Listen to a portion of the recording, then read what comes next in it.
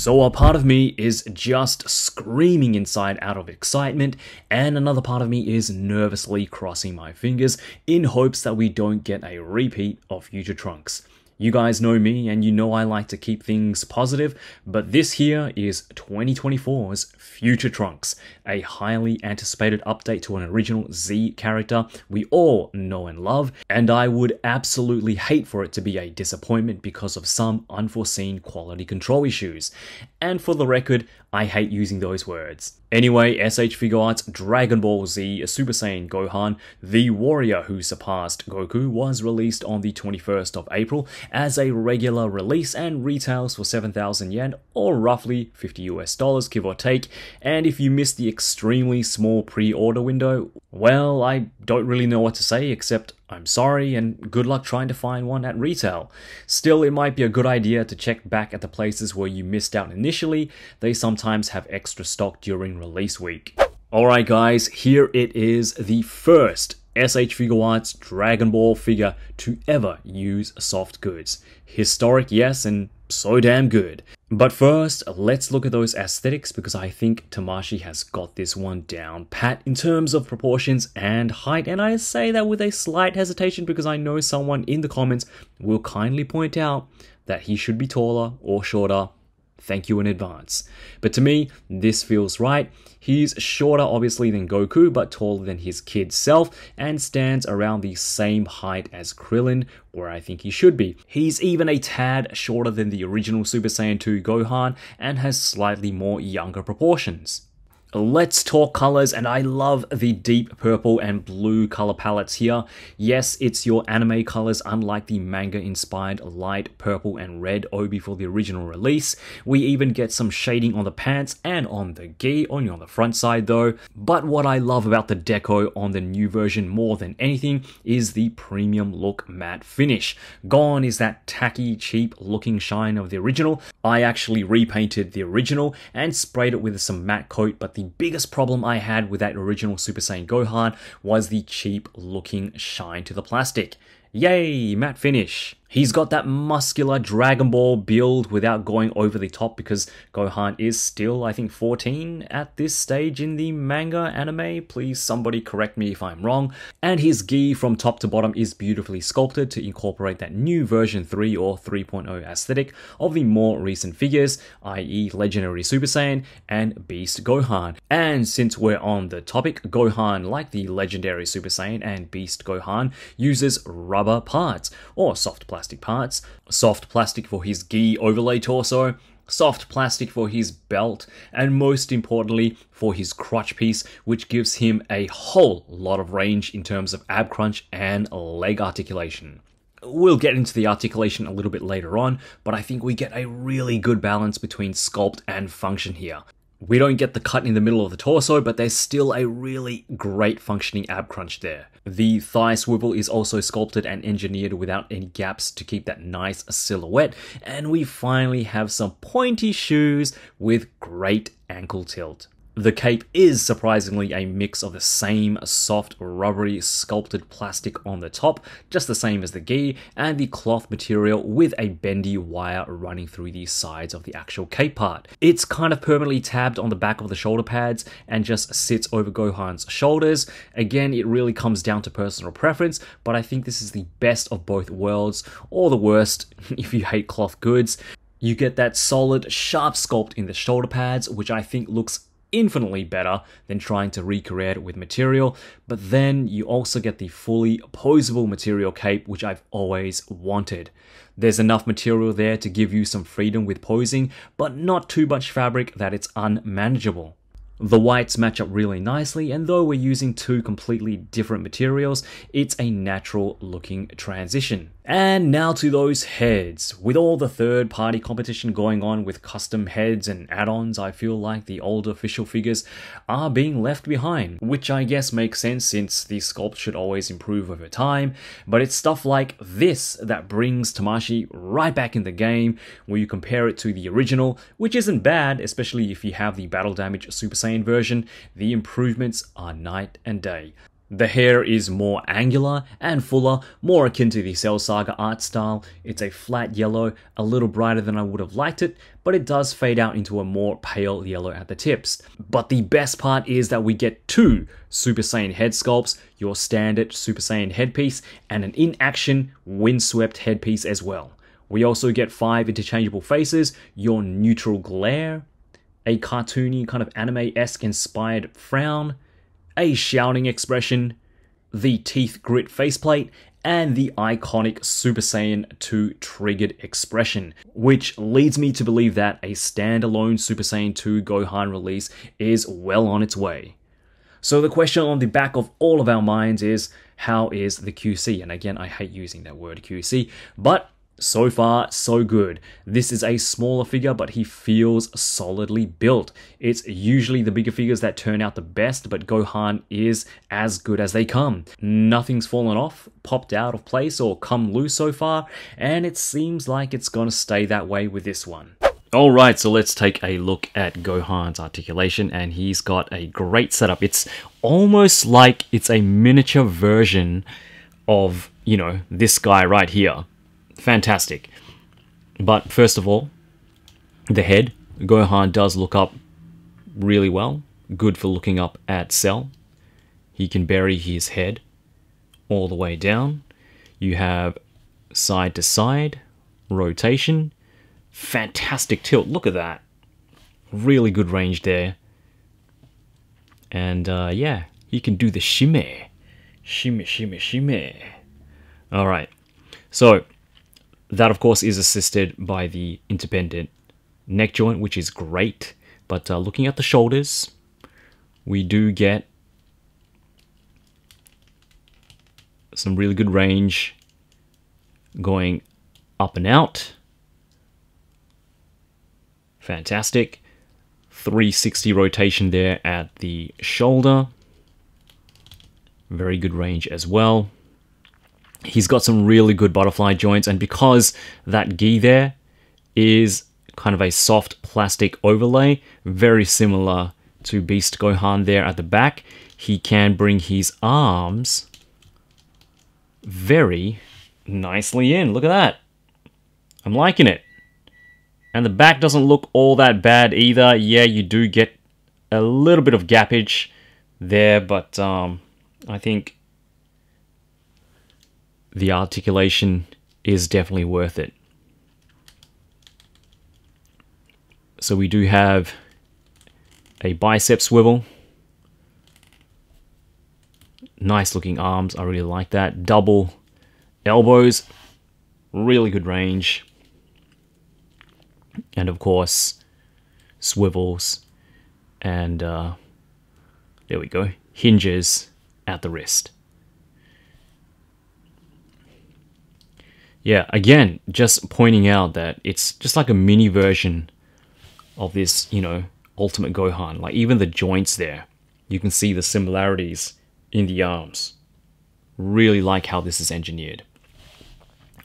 So for his ab crunch, going forward, it's not in the upper half, but it's all in the lower half. He's got a good crunch there. He does get a little bit gappy there at the back. You can see, you know, his back there. Maybe they should have made that or given it an extra piece just to cover that up. But no, it works, and it's not, you know, too bad.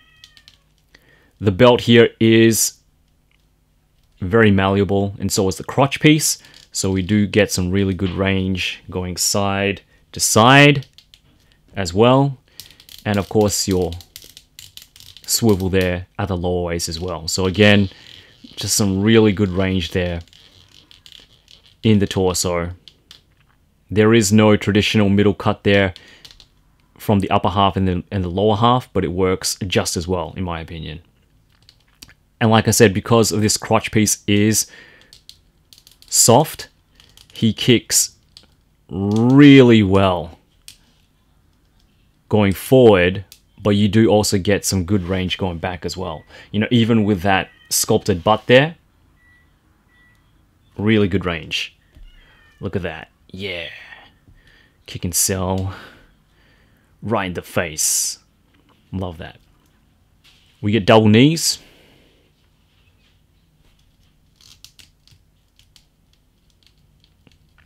Some thigh swivel. We get a swivel there at the shoe. Pointy shoes. It doesn't go down too much. There is a bit of range going up. Your typical toe hinge. And finally,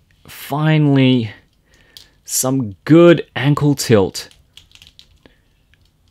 for those shoes. What an improvement over the original. So all in all, for such a small figure, and you know, Tamashii have, you know, said this before, you know, they can only do so much with the engineering, you know, for smaller figures, but for such a small figure, they really have packed in a lot. Again, it does remind me a lot of very similar to Krillin, which has fantastic range. You know, not the biggest figure, but it's just a lot of fun to play with. And, you know, you throw in a cape with, you know, the wires, the bendy wires. This is definitely a winning combination. So definitely a lot of fun to pose. Fantastic update. Really, really good engineering. Love it. And now for everybody's favorite part of the video, head swaps time! Yay! Alright, so we're going to be trying out several Super Saiyan and Super Saiyan 2 Gohan heads from the original Super Saiyan Teen Cell Arc Gohan to the more recent event exclusive Super Saiyan 2 Gohan and his original counterpart, the original Super Saiyan 2 battle damaged Super Saiyan 2 Gohan. I think I said that twice when I should have just said that once. Anyway, we're going to start off with probably one of my favorite heads from the original figure. The figure itself is probably not that great, but it did come with a smiling face, and this is a custom painted head. I did paint it this pale kind of full power yellow. The original color was this kind of like brighter yellows that you see here from this Super Saiyan 2 head, but I really do like this head, and I'm kind of disappointed that we didn't get a smiley face. But again, I do believe that Tamashii will throw in a smiley, powered down, kind of relaxed, you know, chilling out Gohan face somewhere down the line with a, I don't know, Imperfect Cell release or something that's, you know, related to the Cell saga. So anyway, no blue tack because these heads should pop on. And yeah, I was right, they do. The skin tone is a little bit paler than the new version, but I think it works, and I really like how this looks. It's a smiling Gohan with his full power color hair, and yeah, I think this works really well. So that is an option if you do have that original release. I'll also throw on the Super Saiyan 2 head as well. And yep, this works pretty good as well, I think. I mean, while we're waiting for an official Super Saiyan 2 Gohan, I think this works pretty good. Skin tones probably match better than the other head sculpts that I'm going to show off later. So we have those two heads. We're going to go with the event exclusive with the gold metallic hair. And again, no blue tack because the peg holes are pretty much the same size. And it sits a little bit lower than the original body. As you can see, there is a height difference, and I showed that off earlier, but there is a height difference. And the neck is slightly longer as well. But I think this works really, really well, I think. I like it. I mean, yeah, it does have like the battle damage scarring on the face, But, you know, like I said, this version of Gohan, when he powers up to Super Saiyan 2, he is, you know, pretty bruised up, pretty bunged up. But I think this works well as a kind of stand-in Super Saiyan 2 Cell-like Gohan. We'll pop that head over there, and we'll take a look at the Super Saiyan 2 head from the original Super Saiyan Battle Damage Gohan. And this one doesn't have the battle scarring, and it does have like the matte finish with the shading as well. So I prefer this colorway a lot better, but the skin tone is a little bit darker. I'll try to bring that in just to give you guys a better look.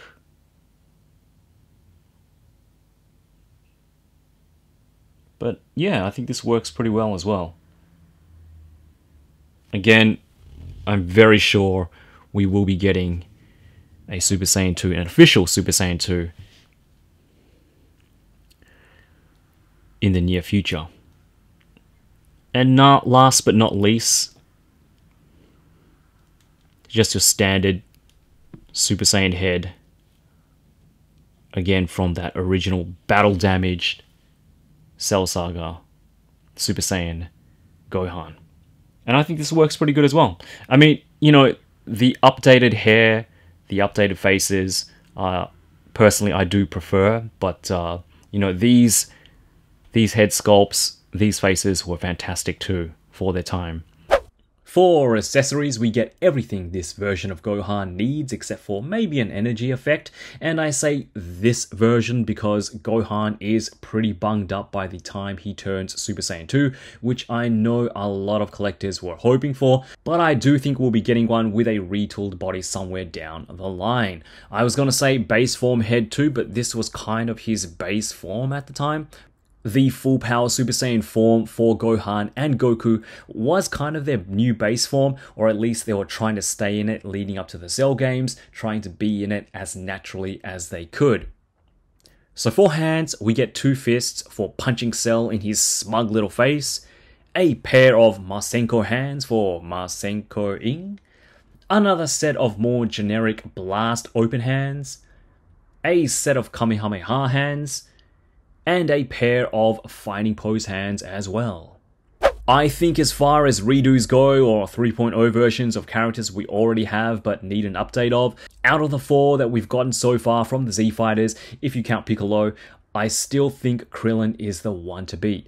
Don't get me wrong, the reissue version of Future Trunks and Piccolo 2.0 are all fantastic figures, with Super Saiyan Gohan coming in at a very close second, but Krillin for me is still pretty much perfect in every department, especially with the accessories, which I definitely don't think Gohan is lacking in, since we get 2 fantastic head sculpts and a bunch of hands, and though some may consider the cloth cape an accessory, not everyone likes cloth goods. It's extremely well executed, and I love how I can now incorporate the cape in my poses now, but Krillin has the freaking Kienzan. You just can't top that.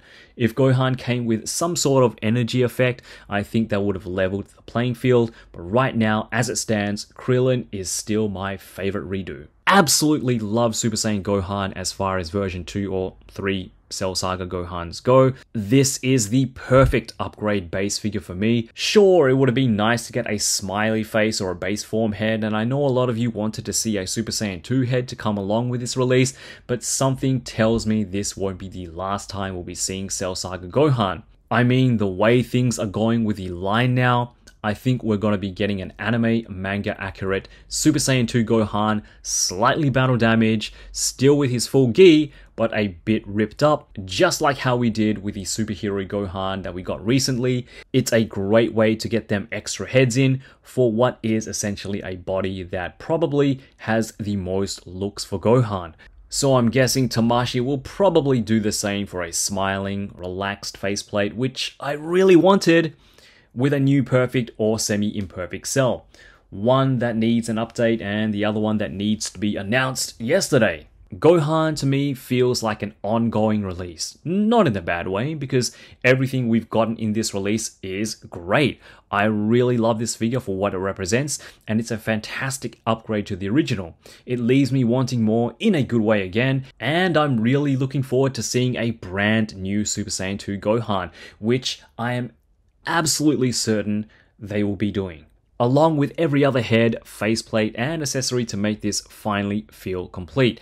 Anyway, I hope you enjoyed the review. Likes, shares, and comments are always appreciated. Subscribe if you haven't already. It helps me out a lot. I'll be back with a Mecha Frieza Kaiju number 8 and probably Figma Inuma. So plenty more to come. Have a good one, guys, and as always, よろしく